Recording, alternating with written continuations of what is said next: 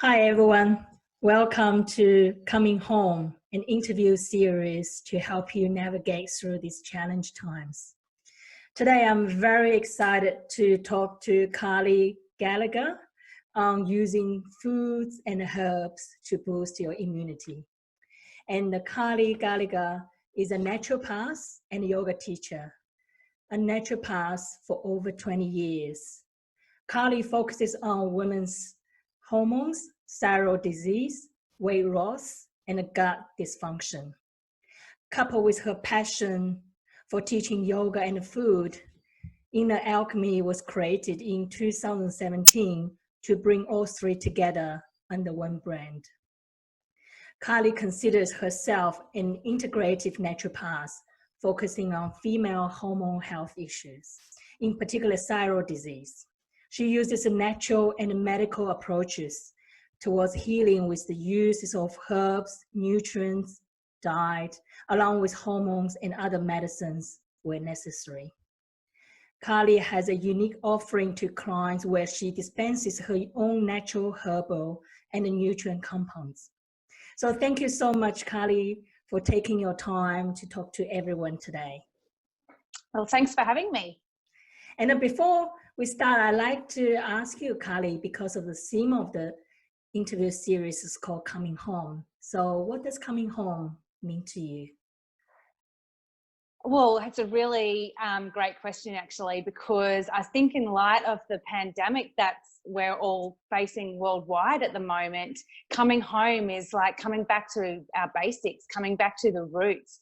You'll notice that everyone is buying up lots of seedlings at the shops at the moment. And that's really a sign that people are going back to, you know, growing things in their gardens. Exactly. Flour, you can't get flour or any baking goods, I've noticed lately. So everyone's baking bread. Like I noticed one of my yogi teachers that I follow, you know, they're doing all their sourdough baking and things like that at the moment. Wow. So it's really like coming home is almost like coming back to our roots of, you know, making food from scratch again. Things that we were taught, you know, probably when we were kids with our grandparents about how to bake things and grow things in the garden. And, you know, my upbringing was with my grandfather, who was a pharmacist, and he used to make everything from scratch in the pharmacy. So, you know, back then they were using herbs in medicines, and I'm only talking back into the 1980s. I'm not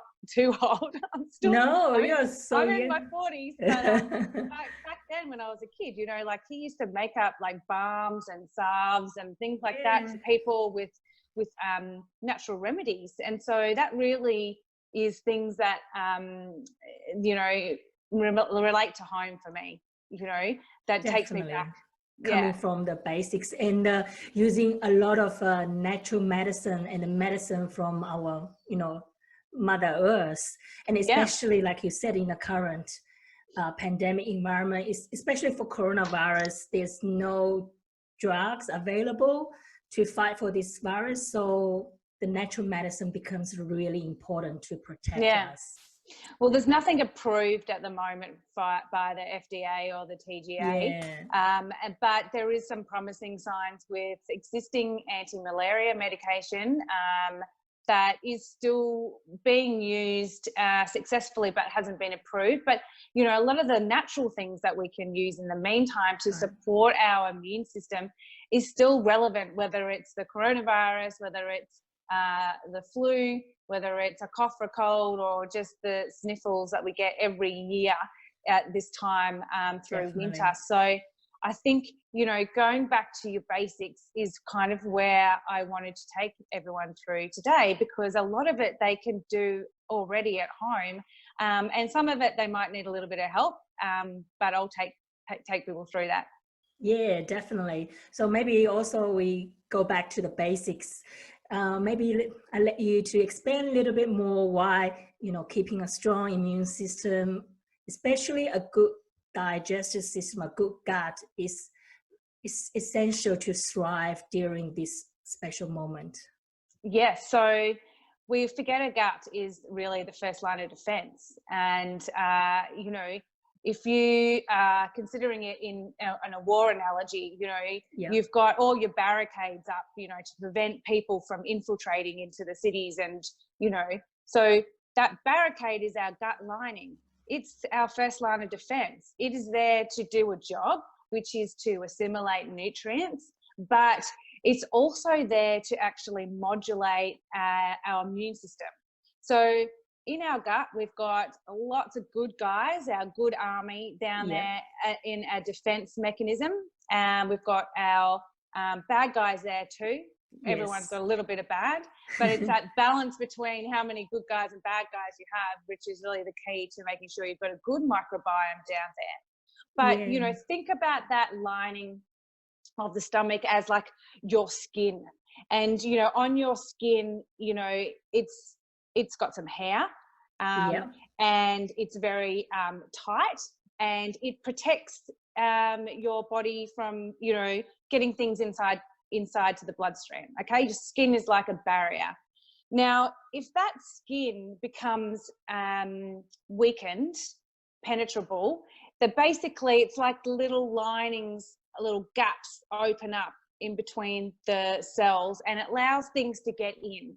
And that is commonly called leaky gut, or intestinal permeability is kind of more the medical term.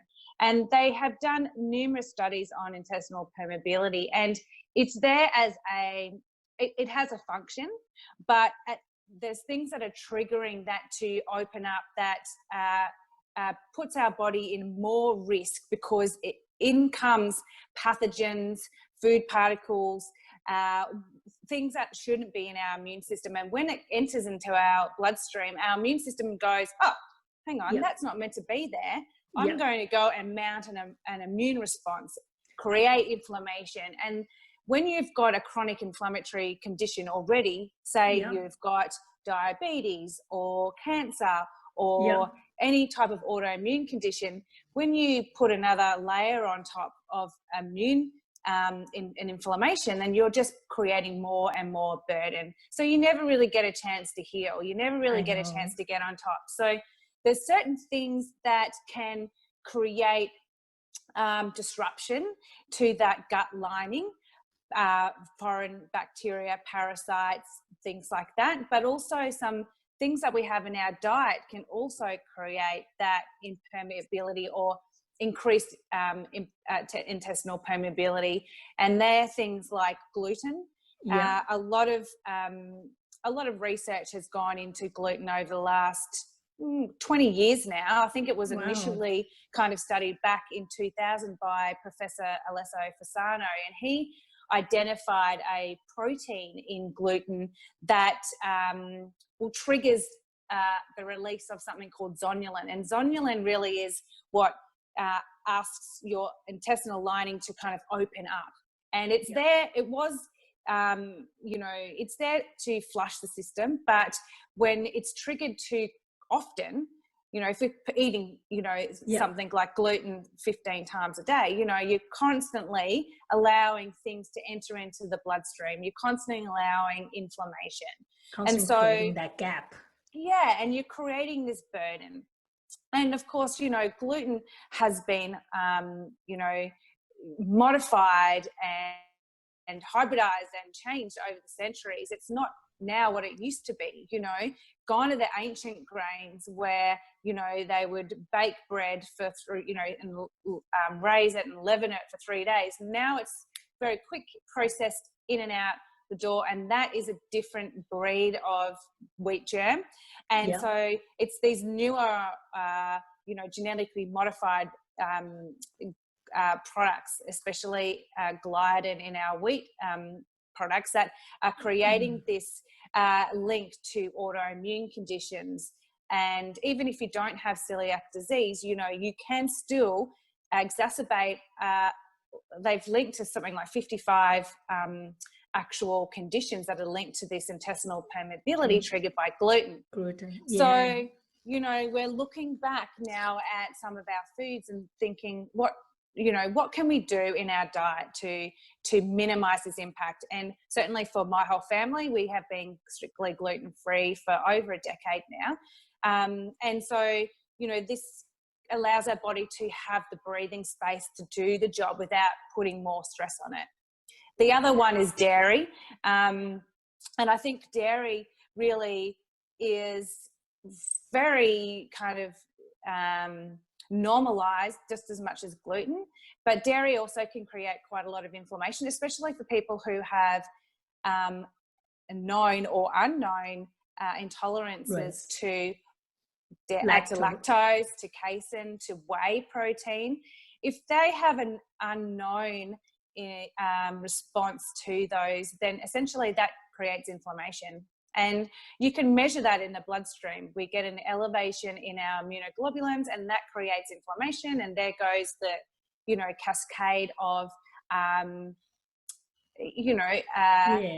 inflammation in the body, again, creating, issues. Not to mention dairy has got quite a lot of hormones, antibodies. It's also got microorganisms in there. Doesn't matter if it's organic or not, really, you're getting exposed to this in your first line of defense, the gut.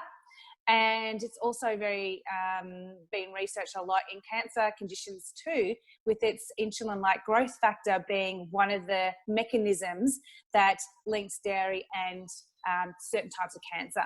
So, not that it's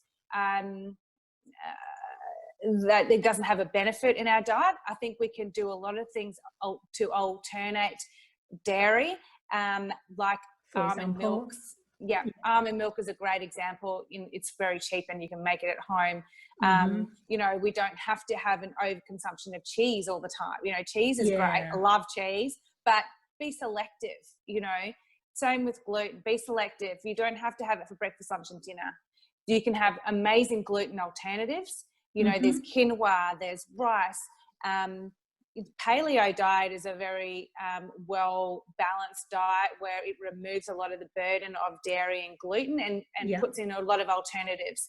So gluten-free alternatives and dairy-free alternatives. And that's probably a pretty good diet that people can follow. And then having your gluten and the dairy in moderation. So exactly, if you go out for dinner with your friends and you just want to have that pasta, or you definitely want to have that, cream dessert, then, you're going to enjoy it, but you don't have to have them every day. And I think it's key is moderation. Moderation all the way. And I think, like you said, maybe for healthy people, moderation is important because you go out, you still want to have some joy.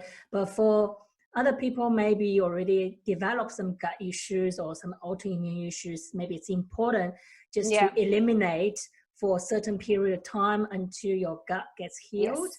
And then you slowly maybe reintroduce back just a little bit, still in moderation. Yes, and that's a good point.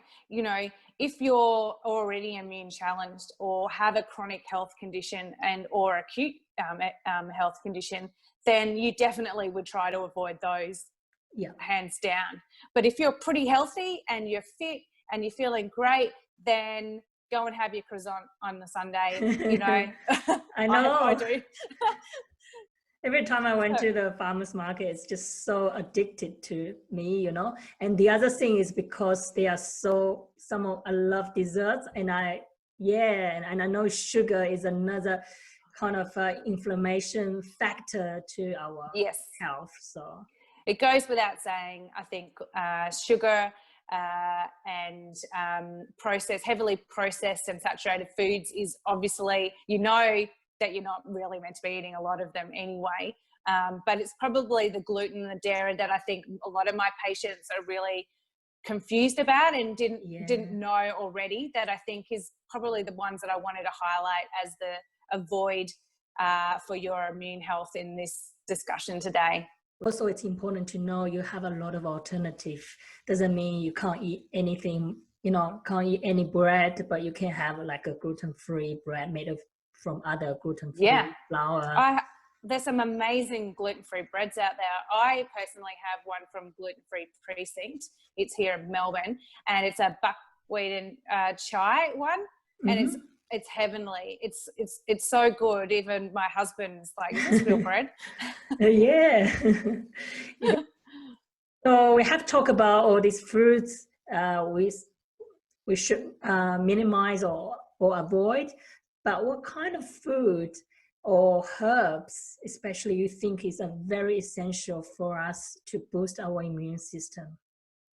Yeah, so there's so much that we can do every single Yeah. day that's going to help us.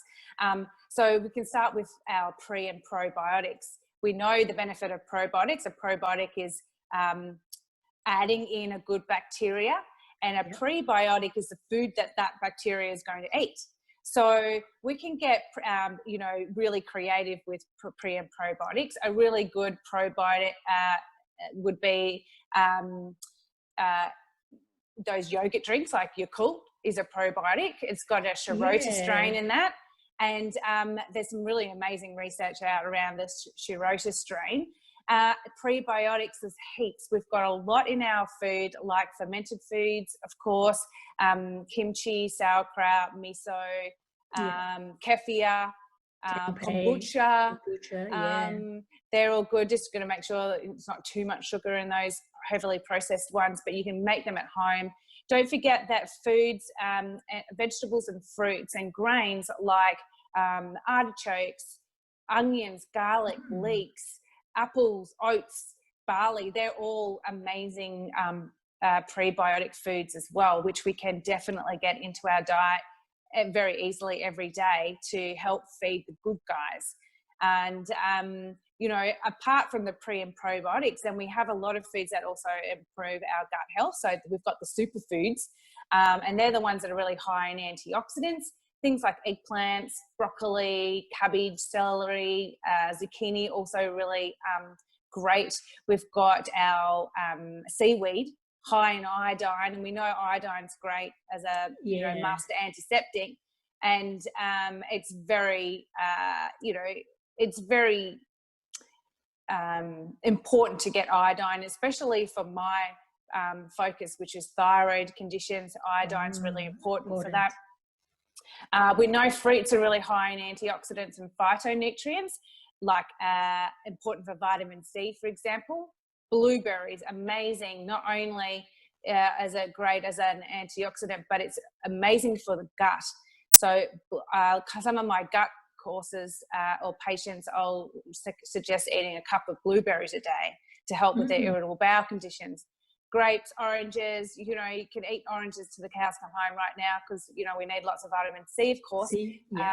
Papaya, amazing for the gut. In fact, my grandpa had a papaya tree, which is also called pawpaw here in Australia. And he swears by pawpaw for his gastritis and stomach ulcers. So pawpaw is great, very high in sugar though, but it's healthy sugar. So pawpaw's good. All your berries, really amazing. Not to mention things like ginger for circulation, digestion. It's also really good for the upper respiratory tract. So mucus up here in the upper respiratory tract. And then you've got your awesome garlic, which you can have, which is also very antibacterial, antimicrobial, and it's good for the lower respiratory tract. You can literally swallow garlic. What you do is you peel the garlic first. You probably want to choose one of the smaller cloves so you can swallow it. Peel it first, squish it with your hand so it splits a little bit. Leave it on the bench for a minute or two for it to start to extract some of the essential oils. Then you can swallow it with some water, or you can also dip it in a little bit of olive oil and swallow it first just to lubricate it. And it's amazing for the gut. It's one of the good ones. Like this little secret. And the other, I just thinking about the other advantage to do that, swallow instead of chewing, that your mouth won't smell too bad. Correct. You probably you will taste garlic because it comes, it might even come out of your pores. It depends on how many, but it's good for you. And it's really great. It's anti-parasitic as well. It's amazing for the bowel. Oregano and thyme are great herbs that you can add to your cooking, which is great. Yeah. especially in winter because we're cooking a lot more, you know, warming foods. Oregano is amazing antifungal, so is thyme, and they work specifically on the lungs. So any kind of respiratory tract, you know, stuff this winter, then, you know, start adding oregano and thyme to your food, as well as your garlic and your ginger. Yeah, and they are also very easily accessible from You our can grow them. shops. Yeah. You Oh, you can can so grow them. Yeah, they're one of the easy ones. They're almost like a weed. Yeah. Yeah. And Yeah. From a herb perspective, yeah. definitely. And the other thing I was thinking about, I don't know how you categorize that, which you can also grow, which is the sprouts.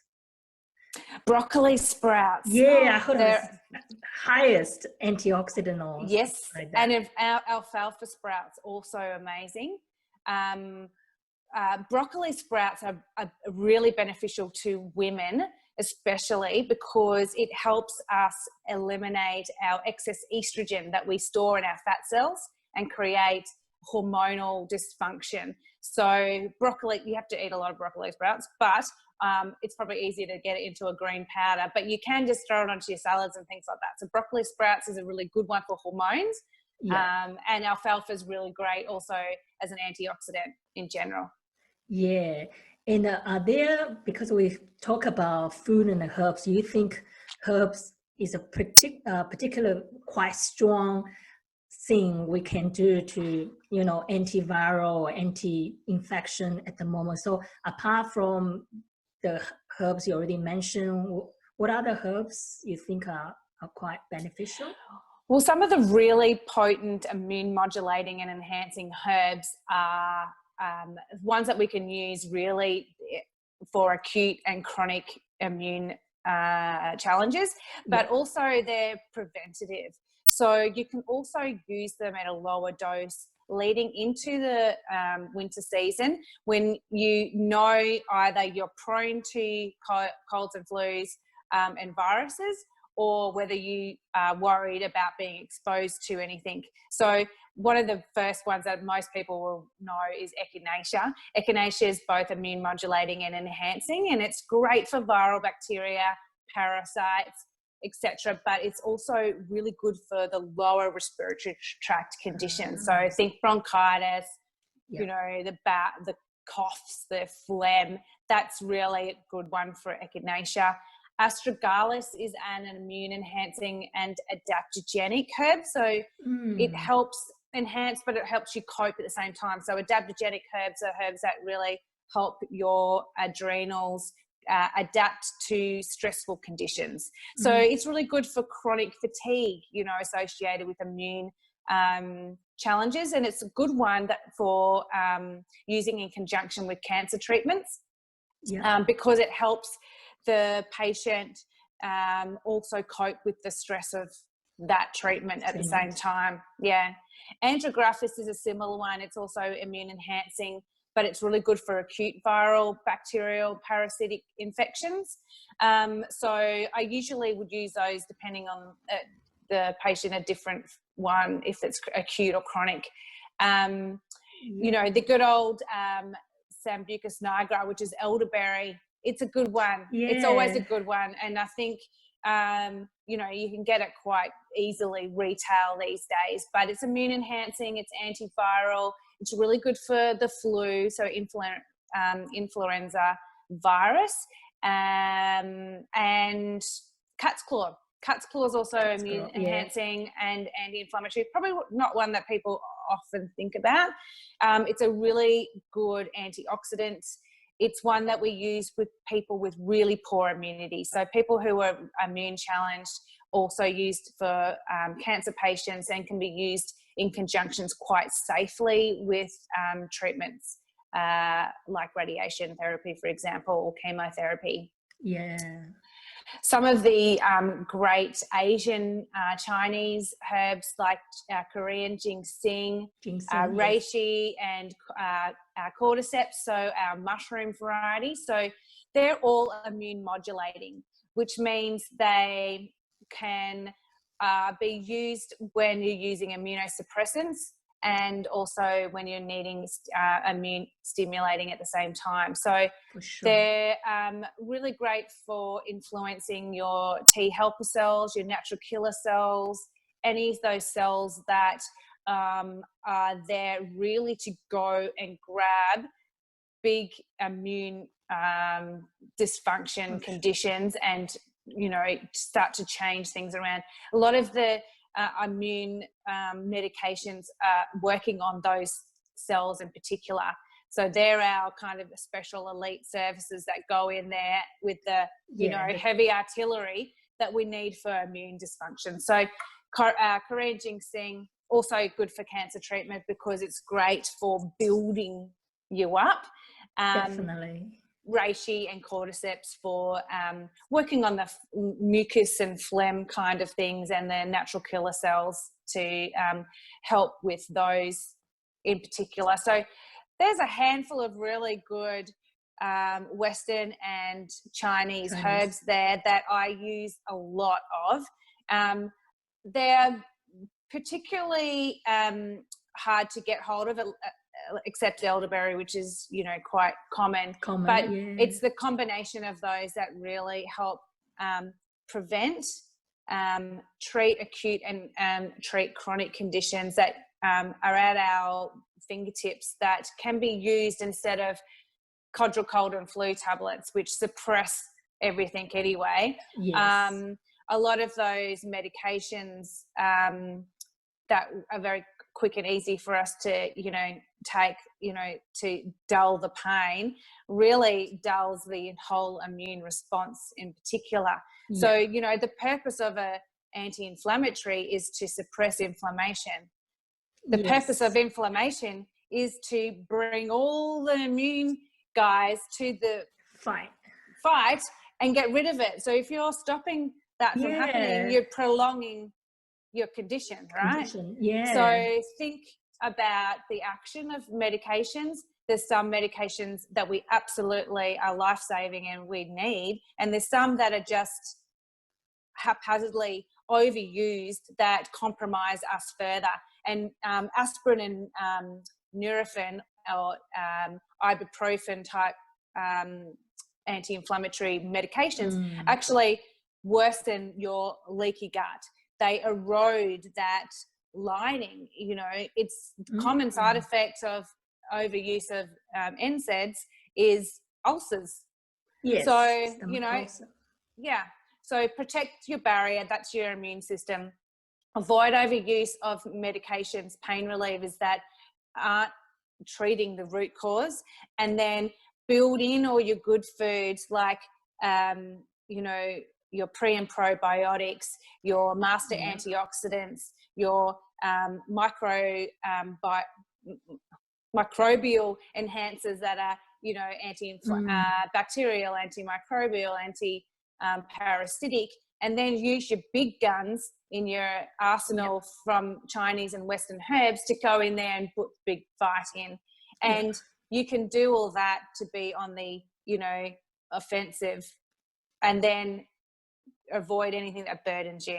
So get rid of the things that you don't need: sugar, gluten, dairy, overused, over-consumed, and give your body a fighting chance.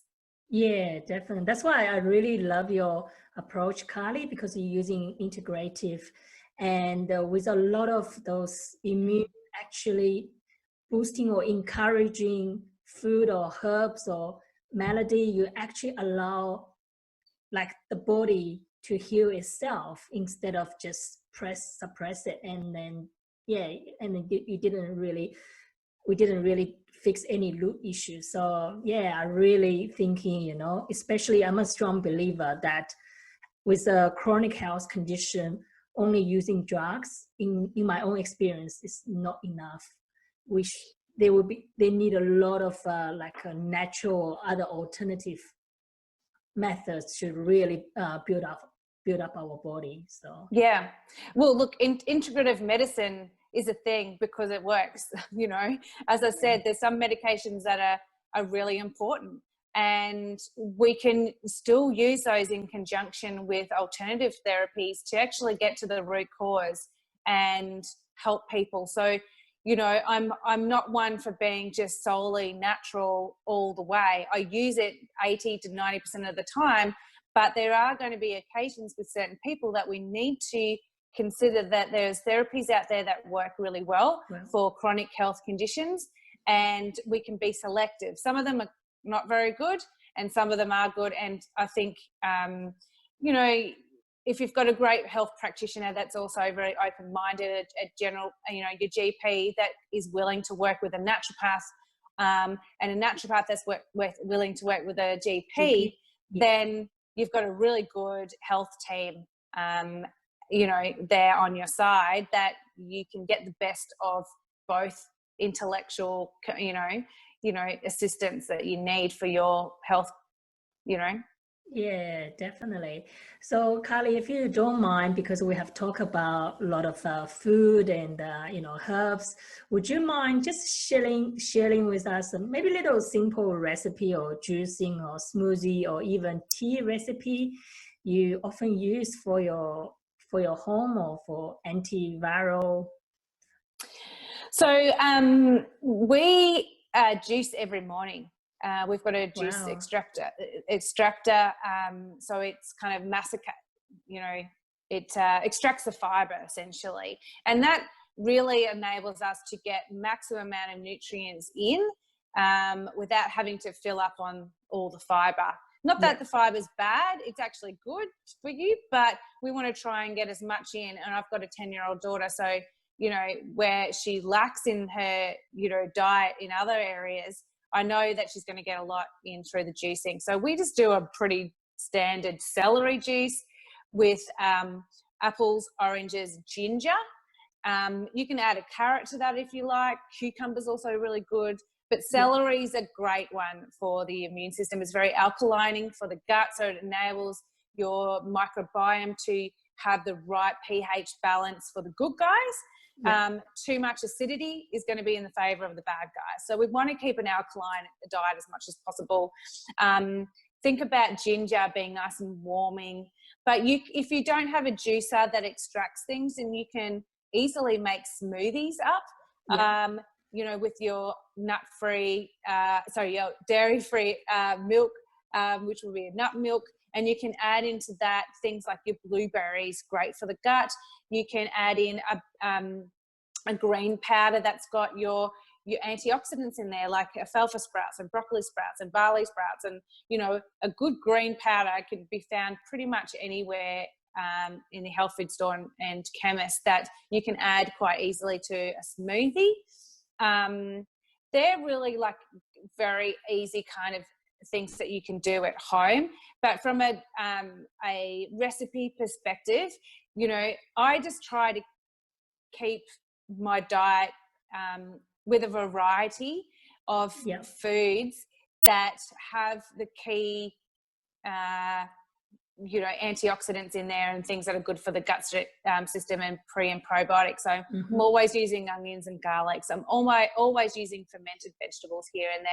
I'm always using, you know, gluten-free and dairy-free alternatives. So I try to mix up the versatility of it. But the one thing that we do every morning is juice. That's I know it's important, because then you can have a lot of nutrients in a big portion, because it's become juice, so you can eat more vegetable at once. And you can get, like, you know, 3 pieces of fruit and some vegetables in just 1 glass of juice. You know, it's packed. To have to eat that amount, you would be really full. So it's a really good way of getting raw, you know, vitamins and minerals into the system very quickly and cheaply. Better than taking a multivitamin. Definitely. And the other thing I'm actually quite curious is, how do you do with your family, especially during the fruit season, during winter time? So what do you do? So we do the juicing, and we also have a herbal formula. So in the juice, I'll add some of the herbs that we've talked about in a special formula we won't need all of those. So I'll make up a blend, for example, that is more immune enhancing and protective. And we usually just do that. We also have magnesium and a magnesium powder that's got lots of cofactors in there, that's got B vitamins and potassium and calcium. And that's really there as an important part of our minerals and nutrients that support our hormones. So if you think about your adrenal system is part of your hormonal makeup, it's there as your fight flight mechanism. If you are strung out, really busy and, stressed to the max, you're going to be more compromised to the, immune things coming your way, because your body's already burdened with huge amount of stress. Yes. Stress is like the number one killer. If we are constantly stressed, you are going to get hormonal issues, immune issues, mental issues. Your body is not going to cope. Adrenal glands have got to be a focus for everybody. Yes. We know magnesium is really important for our adrenals. It's important for our hormone makeup, and its cofactors like potassium, calcium, and sodium are the electrolytes that help with hydration and keeping your body with enough intracellular fluid inside the cell to function for energy production, a lot of things. So I don't necessarily need to take an adrenal herb, for example. I just need to keep my magnesium up. But if I'm really stressed or something's going on and I might need some extra support, then I'll look at more adaptogenic herbs and adrenal support. But, just from a preventative point of view, we take our magnesium, we take our herbs, we juice every morning, we avoid gluten and dairy. We go out and we exercise. Yeah. We exercise every day. So we get out in nature. We walk amongst the trees. We're out in the fresh air. We can do that even with the lockdown. We can get out and exercise, thankfully, in Melbourne, which is great.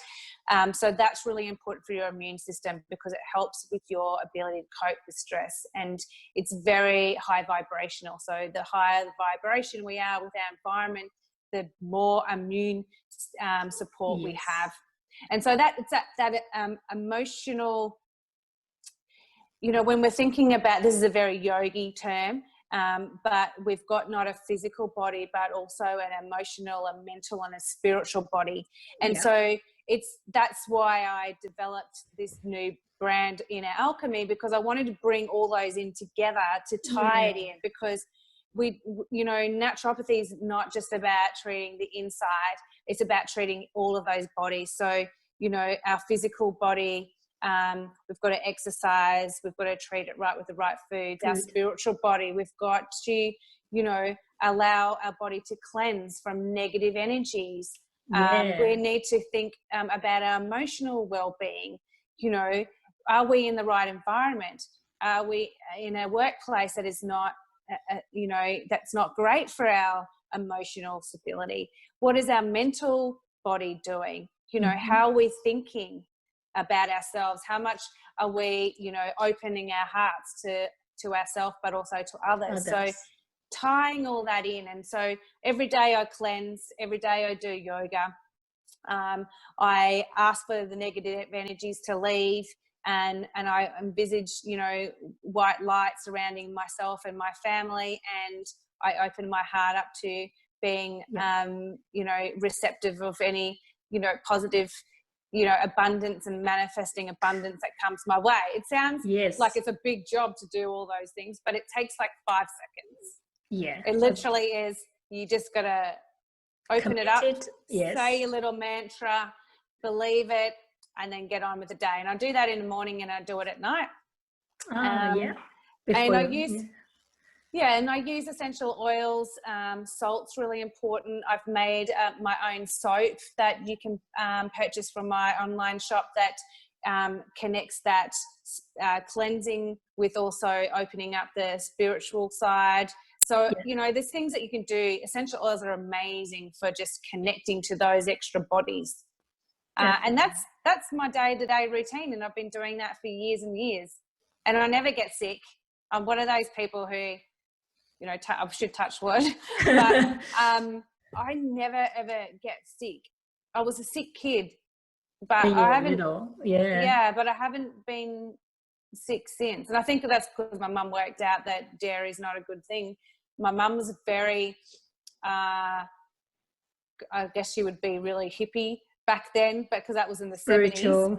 So, you know, back then she was doing gluten-free, dairy-free, essential oils, you know.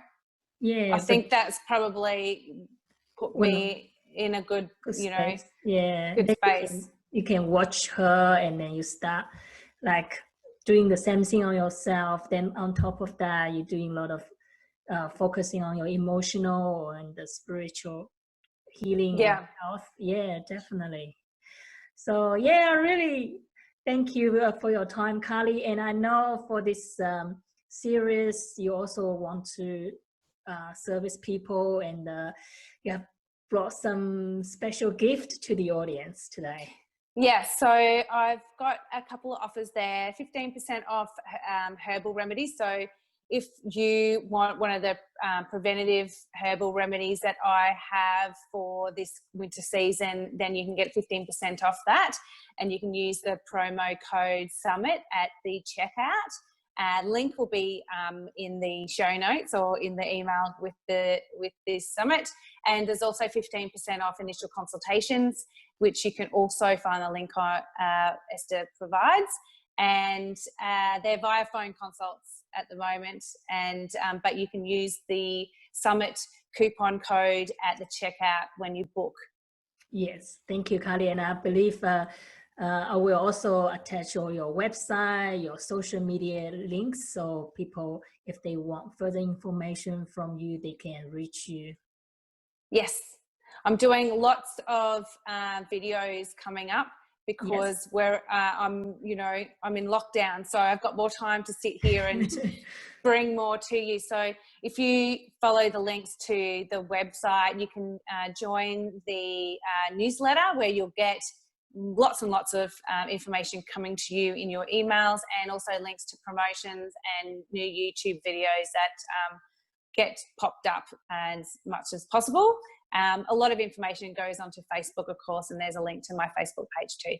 That I'm so fortunate that I've found Carly, and every time, I was in trouble, I would ring Carly, and you give me so much, advice, great advice. Your herbal remedy is like really the magic trick. So I really felt it's kind of, they really work. Yeah, they really works. And I have to tell you later about how magic that hay fever things for me, and I have give to another friend, and straight away one night it fixed. So I just So it's like these things work fast. Like my husband, he is a cyclist, and his white blood cells drop, which happens to a lot of elite athletes if they're exercising a lot. And so every winter, because he's cycling, he gets like a little bit of a bronchitis, and he swears to God about the herbal remedy. He goes like, oh no, it's coming, get the herbs in, and he chugs it down, and literally within 24 hours it's come and gone. So these things work fast, just as fast as synthetic medicine, but we forget that they're just they're handy, and that's why I want to bring more herbs to people's lives. Definitely. And I was thinking in the alchemy, and I was picture alchemist, and you making all these herbs like alchemy. I'm the alchemist. Yeah. So I just really want to say thank you so much, Carly, for spending the time today to speak to my audience, and I really appreciate that. So thank you. My pleasure, as always.